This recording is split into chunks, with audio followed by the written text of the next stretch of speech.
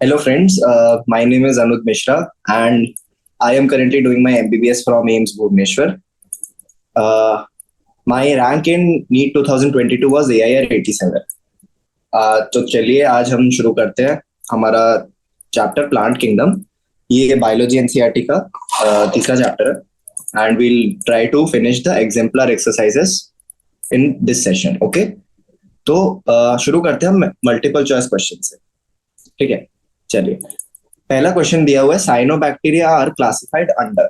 तो साइनोबैक्टीरिया मतलब उनको हम ब्लू ग्रीन एल्गे भी बोलते हैं, पर इसका ये मतलब नहीं है कि आप इनको एल्गे ही समझ लें।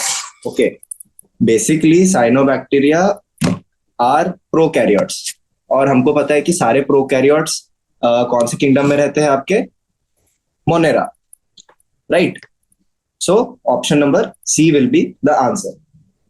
ओके, चलिए सेकंड क्वेश्चन है, fusion of two motile gametes which are dissimilar in size.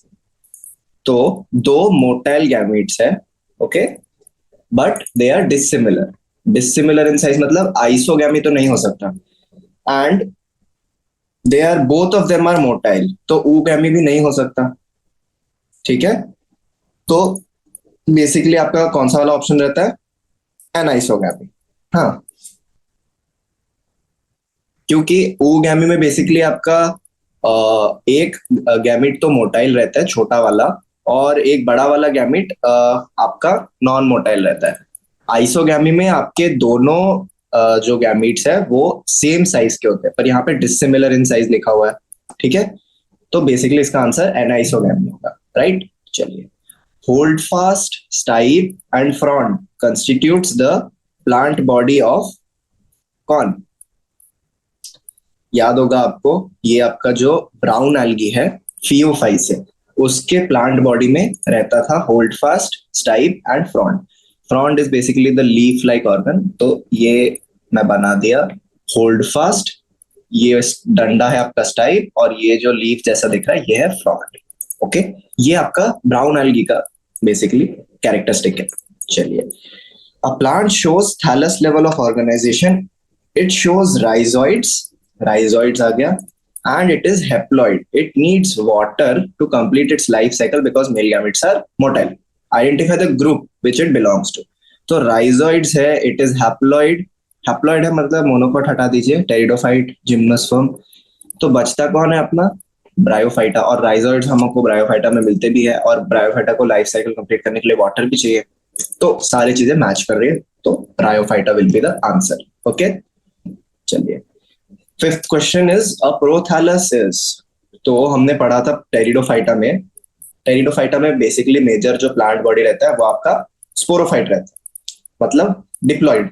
Okay, and एक छोटा सा जनरेशन उसका, मतलब उसके लाइफ साइकिल का बहुत छोटा सा टाइम, एक गैमेटोफाइट भी रहता है जिसका नाम रहता है prothallus. So prothallus is what, it is a gametophyte of Pteridophyta. Okay, so चलिए ऑप्शन देखते हैं। पहला ऑप्शन है, a structure in Pteridophyta formed before the thallus develop. तो बहुत ही वाहियात सा ऑप्शन है, it is wrong. Second is, a sporophytic free living structure formed in pteridophytes. Sporophytic नहीं है, prothallus is gametophyte. Third is, a gametophytic free living structure formed in pteridophyte. तो option number C is correct. फिर भी हम fourth option check कर लेते हैं, a primitive structure formed after fertilization. तो आफ्टर फर्टिलाइजेशन तो डिप्लॉयड हो जाएगा, स्पोरोफाइट बनेगा, गैमेटोफाइट कैसे बनेगा। So option C is the right answer. Okay, चलिए let's move on. Plants of this group are diploid and well adapted to extreme conditions. They grow bearing sporophylls in a compact structure called cone. The group reference is, तो क्या क्या दे रखा है हमको, diploid है plant, ठीक है, adapted to extreme conditions है, sporophylls in compact structure called cones, 3 points हमको दे रखे हैं, और डिप्लॉइड है तो बेसिकली जिम्नो आपका टेरिडो ब्रायोफाइटा एल्गी नहीं हो सकते। एक्सट्रीम कंडीशन से आपको क्या क्लिक करना चाहिए, एक्सट्रीम कंडीशन मतलब आपको क्लिक करना चाहिए जिम्नोस्पर्म, ठीक है, क्योंकि टेरिडोफाइटा एक्सट्रीम कंडीशन में कभी जिंदा नहीं रह सकते, उनको पानी चाहिए लाइफ साइकिल कंप्लीट करने के लिए। और gymnosperm are well known to tolerate extreme condition, जैसे कि high altitude, climate change, and then your high heat, cold, ये सब। ओके, और जिम्नोस्पर्म्स के sporophylls are arranged in structures called cones. These are absent in all rest three. So option D is the correct option. ये gymnosperm के characteristics, ये सब हमको याद होने चाहिए. तक अगर आपको ये चीजें याद है ना तो एक एक सेकंड में आपका आंसर आएगा. ओके चलिए. The embryo sac of an angiosperm is made up of. देखिए एम्ब्रियो सैक बना के देखते हैं. यहाँ 3, इधर पे आपका एग, सिनर्जिड, बीच में 2 न्यूक्लियस. तो बेसिकली कितने न्यूक्लियस दिख रहे हैं आपको? 8 न्यूक्लियस. पर सेल कितने हैं? ये जो बीच के 2 न्यूक्लियस है, ये तो ये जो बड़ा वाला सेल है इसके पार्ट में है ना. तो सेल्स कितने? 1 2 3 4 5 6 और एक बड़ा वाला 7. So 7 cells and 8 nucleus. ठीक है. नाम बता देते हैं. देखिए 3 antipodal, 3 antipodal, 1 central cell, 1 egg या फिर ovum and 2 synergids. So total 1 1 3. So total are 7 cells and 8 nuclei. Okay. If the diploid number of flowering plant is 36, what would be the chromosome number in its endosperm? So 2n हमको दे रखा है 36 and it is a flowering plant. मतलब ये आपका angiosperm है. Angiosperm के endosperm में n कितना रहता है? Endosperm is 3n. So if 2n is equal to 36, then 3n is equal to how much? 54. Very easy. इसमें बस आपको ये याद रखना था कि एंजियोस्पर्म का जो एंडोस्पर्म रहता है it is triploid in nature. So आपको डिप्लॉइड नंबर दे रखा है 36 एंड आपको ट्रिप्लॉइड निकालना है. वेरी इजी, आप 54 निकाल देंगे. ओके. 9th क्वेश्चन क्या कहता है? प्रोटोनीमा. प्रोटोनीमा आपके मॉसेस में मिलते हैं. What is a protonema? It is a haploid and it is found in mosses. It is a diploid and it is found in liverworts. It is diploid and found in pteridophyte. Haploid and found in pteridophyte. Protonema is basically जब moss का बड germinate करता है, it will form long slender structure. उसके बीच बीच में और भी birds रहेंगे जहां से सेकेंडरी आपके स्ट्रक्चर्स गैमेटोफाइट्स बनेंगे. This long slender thing is called protonema and it is haploid. So first option is correct. Found in mosses and it is haploid. चलो. Giant redwood tree is an. It is a gymnosperm. याद रखने की बात है ये सब. Giant redwood tree आपका United states के कैलिफोर्निया में मिलता है and it is very big. इसको शर्मन ट्री भी कहते हैं. One of the largest trees in the world and it is a gymnosperm. Okay. Let's start the short answer. Food is stored as Floridian starch in rhodophyceae. मतलब red algae में Floridian starch होता है food. Mannitol is the food in which food? So mannitol is the food in brown algae. Brown algae मतलब Phaeophyceae. Not just mannitol, they also have laminarin as food. Okay, पहला question solve कर लिया है. Give an example of plants with haplontic life cycle. सिर्फ haplontic life cycle का कोई plant. Bryophyta ले लो. Bryophyta का कोई एग्जांपल दे दो आप. रिक्सिया दे दो भाई. Diplontic life cycle. एंजियोस्पर्म दे दो. एंजियोस्पर्म का कोई एग्जांपल दे दो. सोलानम दे देते हैं. Solanum tuberosum. Haplodiploidic. Okay, so you can give a. अच्छा. So actually Bryophyta's life cycle is not perfectly haplontic. It is haplodiploidic. Okay, क्योंकि उसमें एक sporophytic generation भी रहता है. So haplontic में हम basically perfect example अगर कोई होगा तो it is algae. Okay. And algae में you can give spirulina. You can give. Okay. So haplontic में algae, diploidic में angiosperm या gymnosperm में से कोई भी. haplodiploidic में bryophyta देंगे. And if diplohaplontic is asked, then you will write pteridophyta. Basically haplodiploidic पे pteridophyta भी लिख सकते हैं. But डिप्लोहैप्लॉन्टिक इज मोर कन्वीनियंट, मतलब मोर बेटर टर्म, क्योंकि उसमें जो डिप्लॉयड फेज है टेरिडोफाइटा में वो हैप्लॉयड फेज से ज्यादा टाइम तक रहता है, सो डिप्लो पहले आना चाहिए। ऑलराइट, चलिए थर्ड क्वेश्चन देखते हैं। The plant body is in higher plants is well differentiated and well developed. Roots are the organ for the purpose of absorption. What is the equivalent of roots in less developed lower plants? So less developed lower plants में roots की जगह पे क्या होता है? So instead of true roots नहीं होते तो they have falls या root like structures. इनका नाम आपको पता होगा, rhizoids. So third question का answer is rhizoids. Okay, rhizoids like thread-like projection. They are not basically roots क्योंकि they are not multicellular, but they are unicellular. But they serve the same function. Okay, rhizoids are unicellular, but they serve the same function. All right. Okay. Most algal genera show a haplontic life cycle. Name an alga which is haplodiplontic and name an alga which is diplontic. Actually, all brown algae,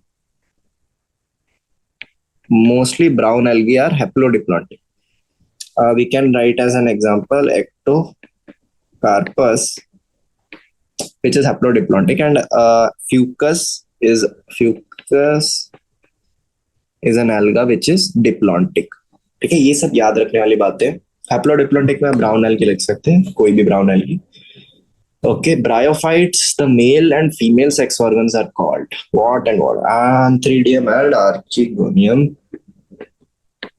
Anthridium, Archegonium. All right. Okay, let's go to the short answer questions. Why are bryophytes called the amphibians of plant kingdom?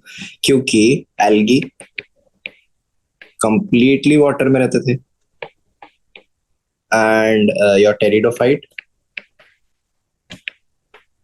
are land adapted. तो बीच में कौन आता है? Bryophyte. ये एक reason हो गया कि ये algae और इसके बीच में आता है। दूसरा रीजन है कि they need water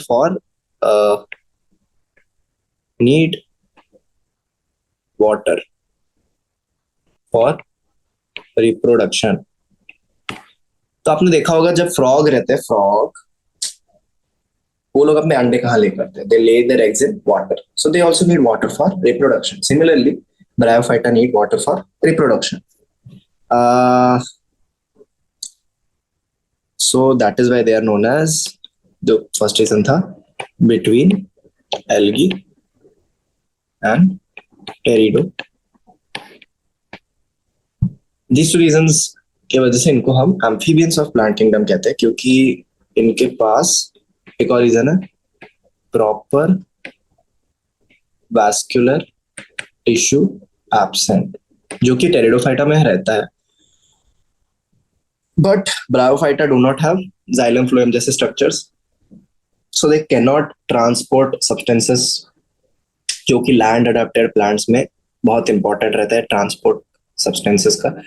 So they are not land plants. Pteridophyta are successful land plants because they have vascular bodies, but Bryophyta are not land plants, so they are basically like amphibians in the animal kingdom. Okay, the male and female reproductive organs of several pteridophytes and gymnosperms are comparable to floral structures of angiosperm.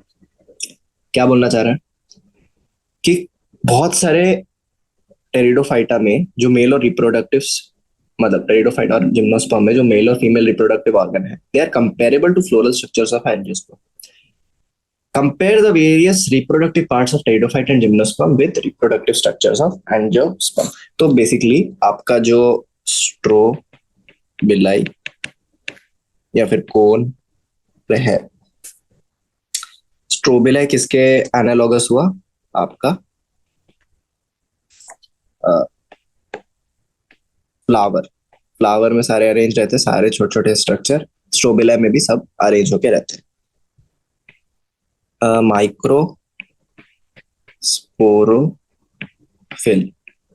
Microsporophyll जिसके अंदर microspore रहते हैं, it is analogous to your anther या stamen. इसके अंदर भी male reproductive spores रहते हैं. Similarly mega sporophyll is analogous to your carpel. Okay. Microsporangium. Microsporangium anther and megasporangium is your ovule.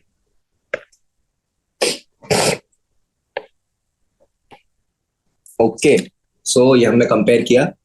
जो आपका कोन या स्ट्रोबिलाई रहता है फ्लावर, उसका एनालॉगस स्ट्रक्चर है.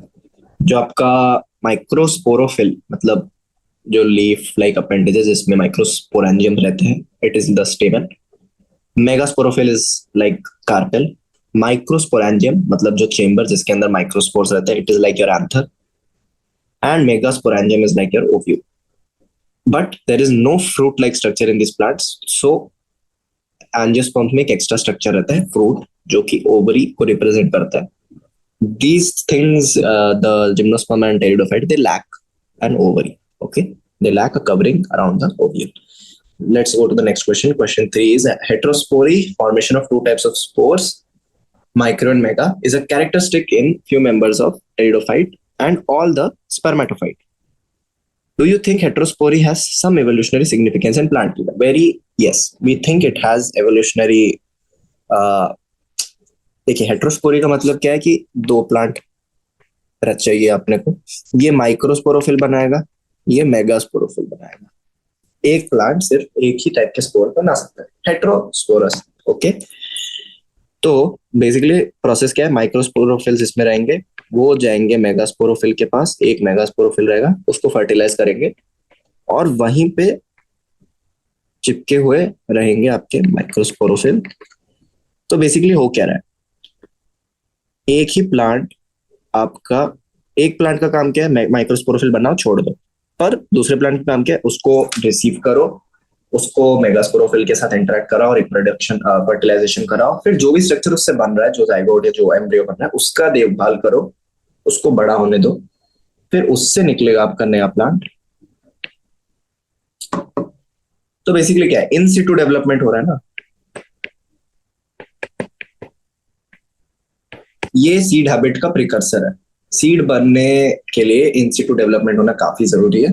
Okay, so that is why this heterospory is important, because it led to the development of your in situ development and seed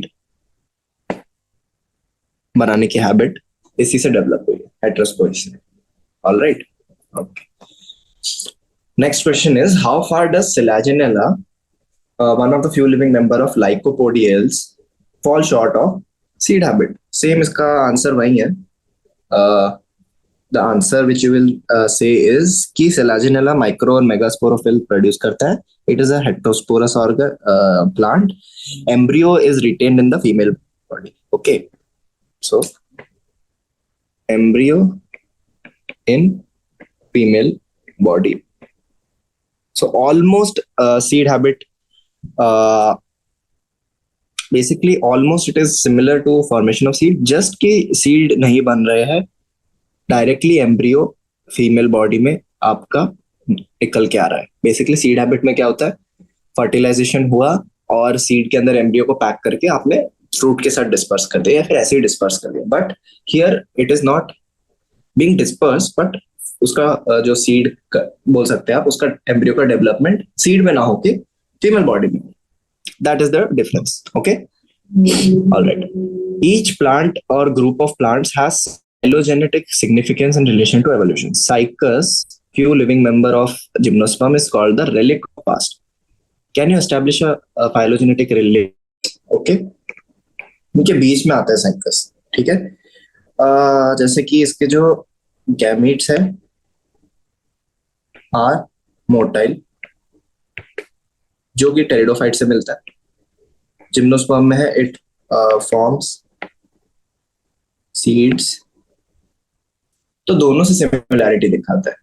that is why it is called a relic of the past, because we have established phylogenetic relationship with Pteridophyta. Okay.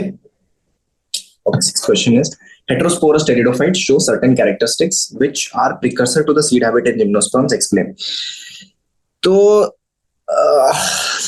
क्या क्या characteristics है?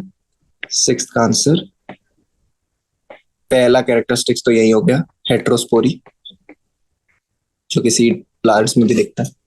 दूसरा character हो गया कि embryo develops in Situ female plant body. ठीक है, यहाँ एम्ब्रियो डेवलप इधर ही हुआ। And less number of megaspores, usually one. जैसे कि इसमें आपके सीड प्लांट्स में सिर्फ एक ही ओव्यूल रहता है एंड एक ही ओवर ही रहता है, और बहुत सारे आपके क्या कह सकते हैं, जो मेल गैमेट्स रहते हैं वो काफी ज्यादा नंबर में रहते हैं, पर फीमेल गैमेट्स का नंबर कम कर दिया जाता है। तो ये हेट्रोस्पोरस प्लांट्स में भी दिखता है। ओके, चलिए, comment on the life cycle and nature of a fern prothallus. Prothallus देखो गैमेटोफाइट है, vascular tissue is there, self-sufficient, bear sex organs, anthro आपके जो वर्ड्स या फिर आर्किगोनियम, एंथ्रीडियम आर्किगोनियम रहते हैं इसके अंदर। एंड लाइफ साइकिल क्या है? नेचर तो हमने डिस्कस कर लिया, लाइफ साइकिल क्या है? प्रोथैलस से आपका गैमीट बनेगा, गैमीट से आपका फर्टिलाइजेशन होगा, उससे स्पोरोफाइट बनेगा, स्पोरोफाइट से स्पोर बनेंगे, वो फिर से प्रोथैलस बनाएंगे। यही है life cycle. Alright, next is how are male and female gametophytes of pteridophytes and gymnosperms different from each other? So देखिए, मेल और फीमेल में हमेशा डिफरेंस देखिए, टेरिडोफाइट और जिम्नोस्पर्म, टेरिडोफाइट बेसिकली हेट्रोस्पोरस होते हैं और कुछ homosporous, but gymnosperms are always heterosporous. Okay, पहले हम नाम लिख के देखते हैं जो टेरिडोफाइट में और जिम्नोस्पर्म में। टेरिडोफाइट में नाम क्या रहता है मेल और फीमेल गैमेट का? टेरिडोफाइट में रहता है एंथ्रीडियम एंड आर्किगोनियम। जिम्नोस्पर्म में एंथ्रीडियम एंड पूगोनियम। ओके, इसमें कौन से एब्सेंट रहेंगे? जिम्नोस्पर्म में कौन प्रेजेंट रहता है? इसमें मोटाइल रहते हैं गैमेट्स, इसमें गैमेट्स नॉन मोटाइल रहेंगे। No ovule, ovule present. Okay, हाँ, जो आपका जिम्नोस्पर्म है उसमें बेसिकली एंथ्रीडियम एब्सेंट रहता है, so no antheridium, but oogonium या आर्किगोनियम आपका रहता है। Okay, so this are some differences. इसके अलावा बहुत सारे कॉम्प्लिकेटेड डिफरेंसेस रहते हैं, जैसे नेक कैनाल सेल वगैरह वगैरह, इतना अंदर नहीं जाना। बेसिकली ये कौन, मोटिलिटी, ओव्यूल, एंथ्रीडियम, आर्किगोनियम, ये सब डिफरेंस आप बता सकते हैं। और डेवलप्ड ज्यादा आपका जिम्नोस्पर्म का गैमेटोफाइट रहेगा, क्योंकि आपका जिम्नोस्पर्म डेवलपमेंटली मोर एडवांस, मोर आपके बाद में आते हैं उसके टेरिडोफाइट के। और यही आपका एवोल्यूशनरी कैरेक्टरिस्टिक देखे दोनों का, तो जो जिम्नोस्पर्म के गैमेटोफाइट्स है, they are basically not independent. Okay, gametophyte depends on sporophyte, but वहीं आपके जो टेरिडोफाइट है, गैमेटोफाइट है, इट इज कंप्लीटली इंडिपेंडेंट। वो अपना फोटोसिंथेसिस कर रहा है, वो अपना खाना खुद बना रहा है, it is absorbing water, it lives on its own, it stays on its own, सारे फंक्शंस खुद से कर रहा है, उसको इंडिपेंडेंट बॉडी माना जाता है, प्रोथैलस का नाम दिया जाता है। ओके। बट वहीं जिम्नोस्पर्म में जो गेमेटोफाइटिक जनरेशन है, उसका खुद का फंक्शनैलिटी कम है, उसके उसको सिर्फ इतना ही काम दिया गया है कि भाई तुम गैमेट्स बनाओ, तुम सिर्फ सेक्स ऑर्गन बियर करो, तुम्हारा उससे ज्यादा कोई फंक्शन नहीं है। तुमको जो भी रिक्वायरमेंट है चीजों की, stuff we will provide you, the sporophyte will give to the gametophyte. ये आपका एकदम ब्रायोफाइटा के ऑपोजिट है, जिसमें कि गैमेटोफाइट के ऊपर स्पोरोफाइट डिपेंडेंट था। स्पोरोफाइट का कुछ काम नहीं था, सिर्फ स्पोर बनाना था। सारा फूड वगैरह, फोटोसिंथेसिस वगैरह गैमेटोफाइट कर रहा था। ये एकदम उल्टा है जिम्नोस्पर्म में आते। जिम्नोस्पर्म में उल्टा ही हो जाता है कि अब गैमेटोफाइट का कुछ काम नहीं रहा, स्पोरोफाइट सब कुछ कर रहा है।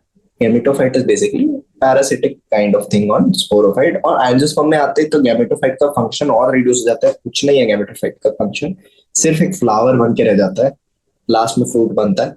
बट उससे ज्यादा फंक्शन उसका कुछ भी नहीं है। सारा प्लांट का मेन कैरेक्टरिस्टिक्स, फंक्शन वगैरह सब स्पोरोफिटिक जनरेशन, मतलब डिप्लॉयड जनरेशन सब कुछ संभालता है।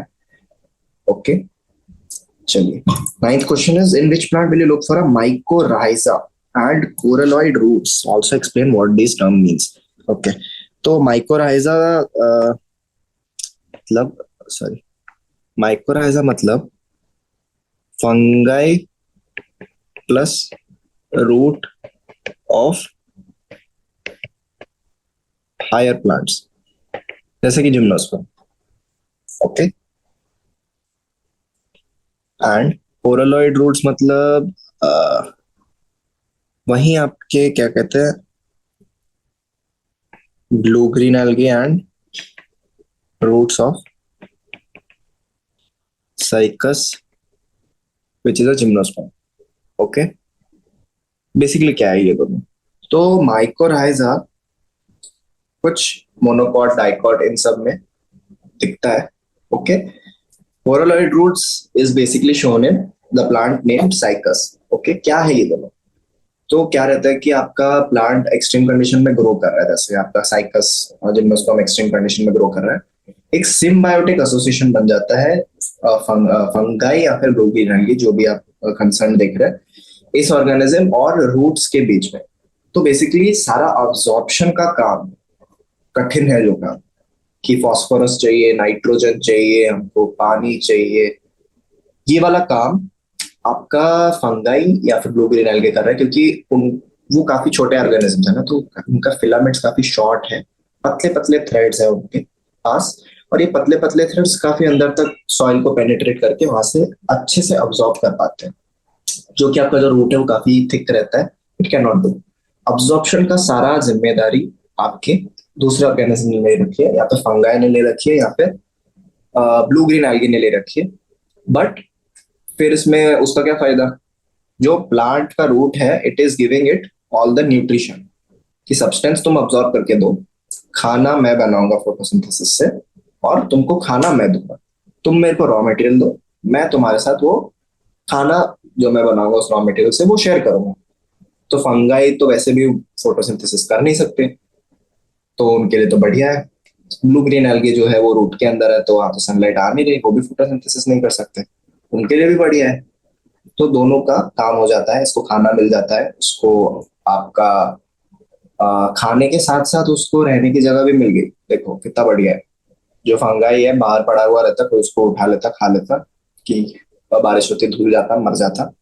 उसको अच्छा खासा रूट में अपने आसपास बन रहने के लिए जगह दी, बोला कि तू मेरे को हेल्प कर अब्जॉर्प्शन में, मैं तेरे को खाना बना के दूंगा, तेरे को रहने की जगह दूंगा। बदले में रूट को अच्छा बढ़िया बढ़िया मटेरियल अब्सॉर्ब करके देने लग गया वो।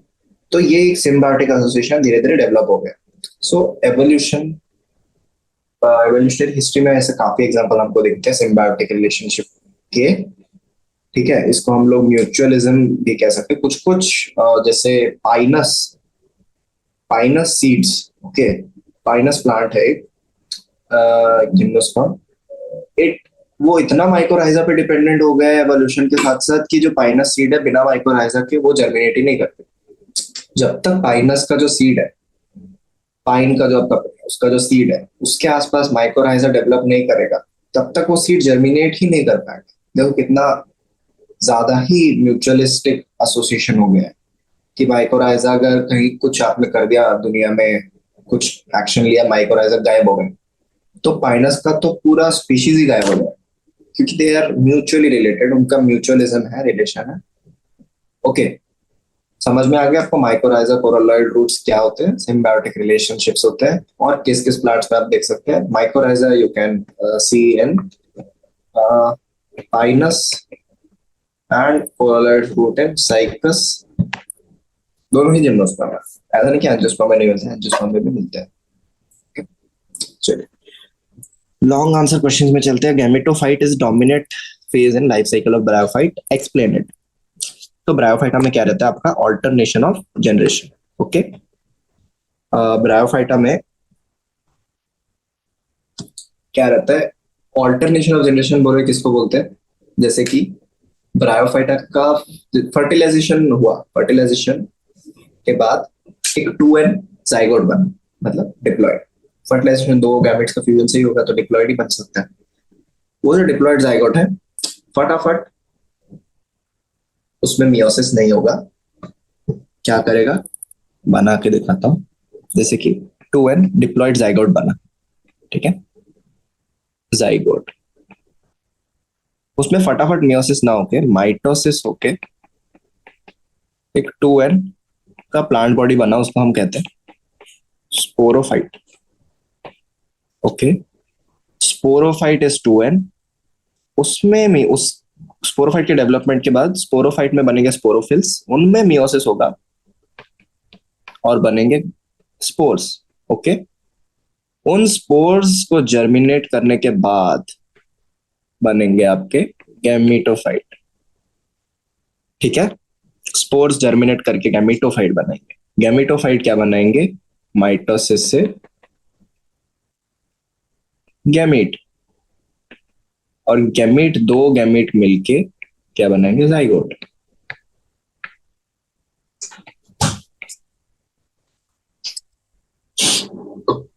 यार चार्जर है तो दो गैमेट से तो मैं बोल रहा था दो गैमेट मिलके बनाएंगे जाइगोट, और जाइगोट फिर से बनाएगा स्पोरोफाइट। तो समझ है आपको चल क्या रहा है, ऑल्टरनेशन ऑफ जनरेशन हो रहा है कि यहां तक तो सारा 2n है, बीच में सब n हो जाता है, फिर से सारा 2n हो जाता है। समझ में आ रहा है क्या हो रहा है यहाँ पे, कि उसके लाइफ साइकिल में एक फेज आ रहा है जिसमें सब n है, या फिर सारा आपका डिप्लॉयड है, और एक फेज आ रहा है जिसमें सारे आपके हैप्लॉयड है। तो ऑल्टरनेट कर रहा है ये, इसी को ऑल्टरनेशन ऑफ जनरेशन कहते हैं। पर इसी को ऑल्टरनेशन ऑफ जनरेशन कहते हैं। इसमें हैप्लॉयड डिप्लॉयड दोनों, ऑल्टरनेशन ऑफ जनरेशन में हैप्लॉयड डिप्लॉयड दोनों तरह के मेंबर आपको दिखने को मिलेंगे। पर आपके ब्रायोफाइटा में बेसिकली जो डोमिनेंट फेज है, मतलब अगर आप बोलोगे कि उसकी लाइफ में ज्यादातर टाइम वो किस तरह से रहता है, so it stays as a gametophyte. Sporophyte is basically, sporophyte कुछ वजूद नहीं होता ब्रायोफाइट में। Sporophyte is dependent on gametophyte, main plant body will be gametophyte, उसके ऊपर पैरासिटिक स्पोरोफाइट डेवलप करता है। इसीलिए हम कहते हैं कि gametophyte is the dominant phase in life cycle of bryophyta. Okay, इसमें आपको एनसीईआरटी से वो लाइफ साइकिल का डायग्राम बना के यही वाली चीज एक्सप्लेन करनी है। Okay, with a schematic diagram describe the haplodiploidic life cycle pattern of a plant group। चलिए एक डायग्राम बना के देख ही लेते हैं। आंसर 2 मैं इधर बना रहा हूँ, अभी हमने बनाया भी था, तो चलिए, तो हम यहाँ पे कौन सा वाला जनरेशन लेंगे, एन या फिर गेमेटोफिटिक, और यहाँ पे 2n या फिर स्पोरोफिटिक। तो यहाँ पे स्पोर्स सबसे पहले, हाँ नहीं, हम जाइगोट से शुरू करते हैं। फर्टिलाइजेशन हुआ इसके पेरेंट का, और क्या बना, ब्लैक से बना जाइगोट। जाइगोट क्या होता है, 2n। जाइगोट में हुआ क्या, माइटोसिस, और क्या बना, स्पोरोफाइट। स्पोरोफाइट क्या ऐसा होता है, 2n। स्पोरोफाइट में क्या हुआ भाई, स्पोरोफाइट में आपका बना sporophyll.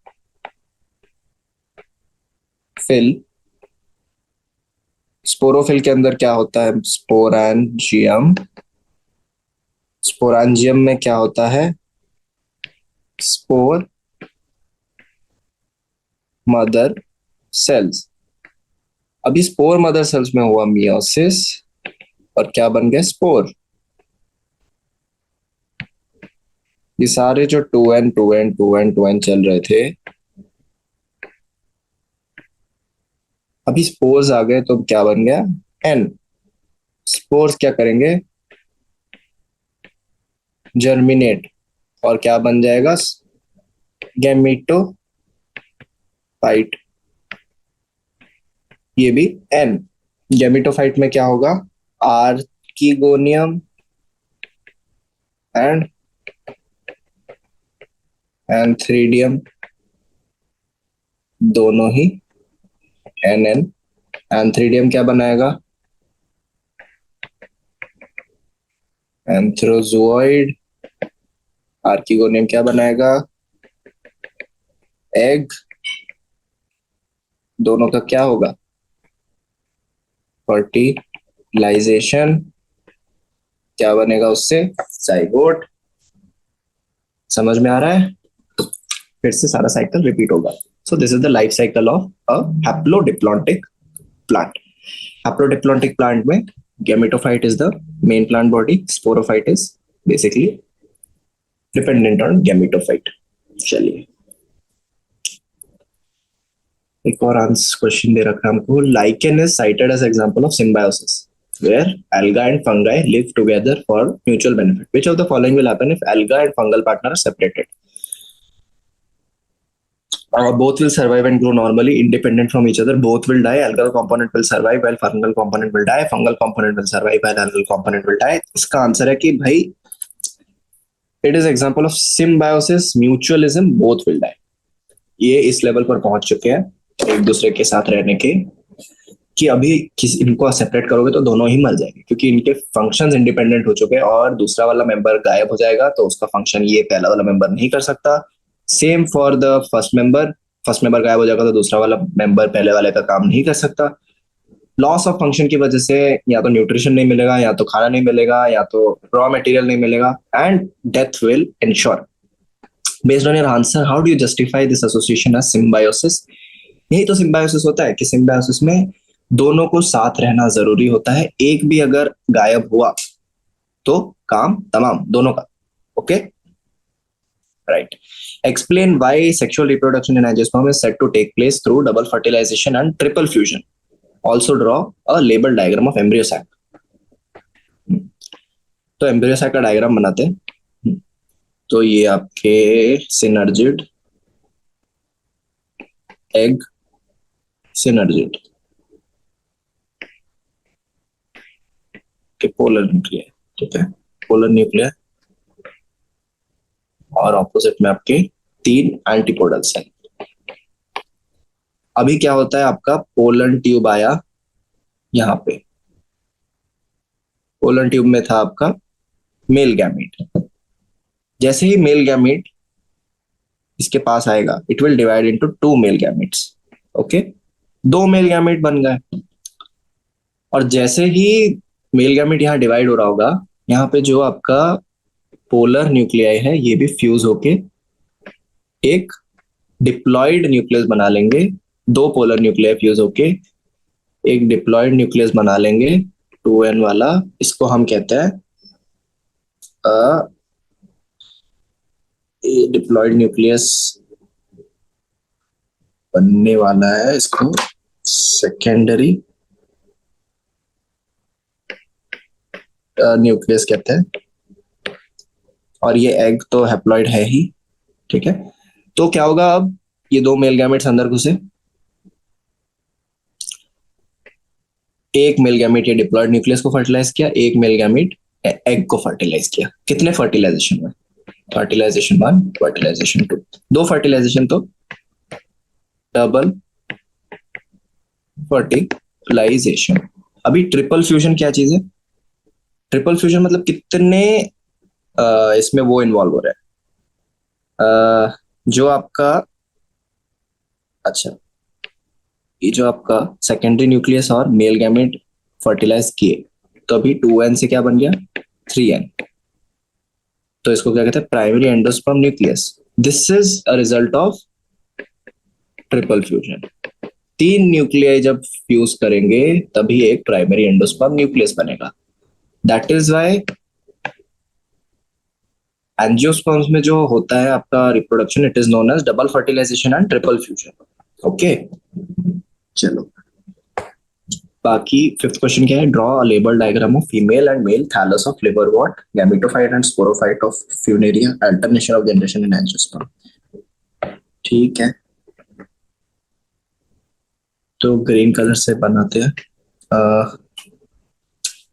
Female and male thallus of liverwort. तो ये लिवरवॉर्ट है आपका, हाँ इसमें राइजोइड्स, ये राइजोइड्स है।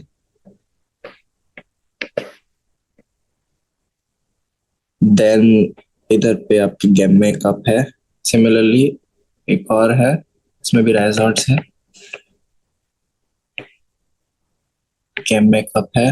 तो ये जो सुंदर सा फ्लावर जैसा दिख रहा है, दिस इज योर फीमेल और ये वाला mail.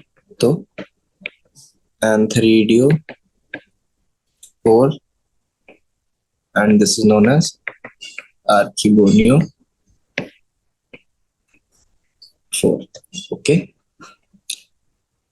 Next diagram of gametophyte and sporophyte of Funaria. Funaria में ये आपका गैमेटोफाइट है, इसके पास राइजोइड्स है। ओके, और उसके ऊपर आपका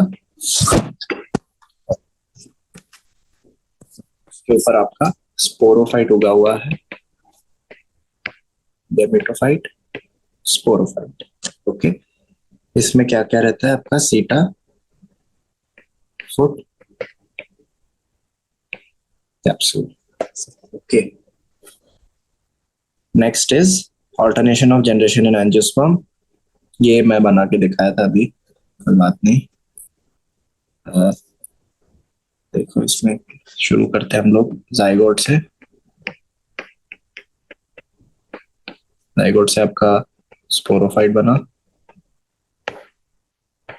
स्पोरोफाइट में आपका क्या बना, फ्लावर, जो कि गैमेटोफाइट बनाएगा।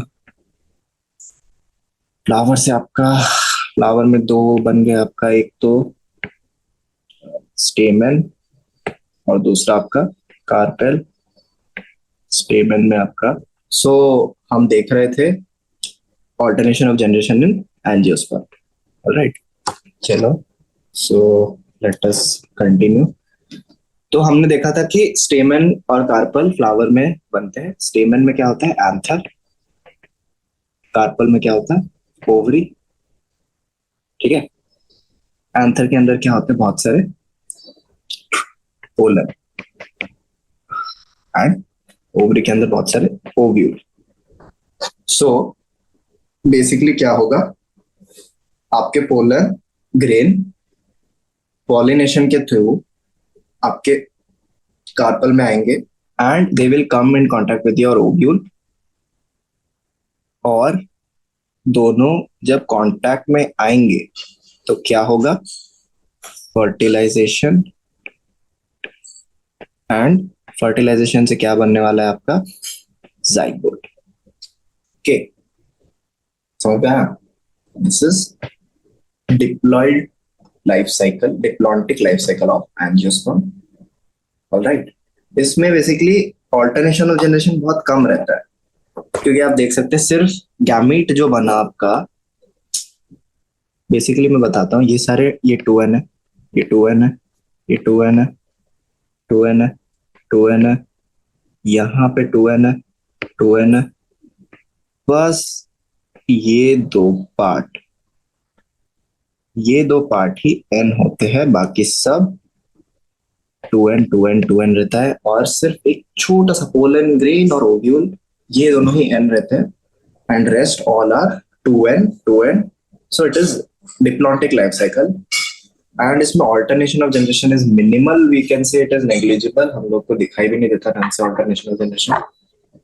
that is the case for your pterido this angiosperm, और इसमें कुछ ज्यादा है नहीं. सो ठीक है, we have reach the we have completed the exercise. कुछ इंपॉर्टेंट चीज हमने मिस कर दी. हाँ, इस चैप्टर में बेसिकली चैप्टर इंपॉर्टेंट है क्योंकि इसमें डायरेक्ट आपको काफी चीजें याद रखनी है. You have to remember the examples, you have to remember the diagrams, labelling of the diagram. Okay, and ये सब आपको डायरेक्ट एग्जाम में क्वेश्चंस पूछ लेते हैं, आपके थियोरी एग्जाम्स में भी एंड योर एमसीक्यू एग्जाम्स में भी आपको पूछ सकते हैं. सो मेरी एडवाइस रहेगी कि आप प्लांट किंगडम को स्टार्टिंग में अच्छे से पढ़े, सारे कॉन्सेप्ट्स क्लियर कर ले, क्योंकि इसमें जो लाइफ साइकिल के कॉन्सेप्ट्स है, डिप्लॉन्टिक, हैप्लॉन्टिक, हैप्लोडिप्लॉन्टिक, उसके बाद फर्टिलाइजेशन, ये सारे कॉन्सेप्ट हैं. और जो आपकी लाइफ साइकिल्स के कॉन्सेप्ट है, जैसे कि इंडिविजुअल टेरिडोफाइटा का लाइफ साइकिल, ब्रायोफाइटा का, जिम्नोस्पर्म, एंजियोस्पर्म का लाइफ साइकिल, सब अच्छे से आप लाइन बाय लाइन याद कर लीजिए. बाकी इस चैप्टर में इसके अलावा और कुछ आपको करने की जरूरत नहीं. Diagram, examples, life cycle and haplontic diplontic वाला कॉन्सेप्ट, ये चीजें आप इस चैप्टर में पढ़ लीजिए अच्छे से. Basically then this chapter will be done for you. Okay, so right, all right, so we are done with the chapter. Thank you very much.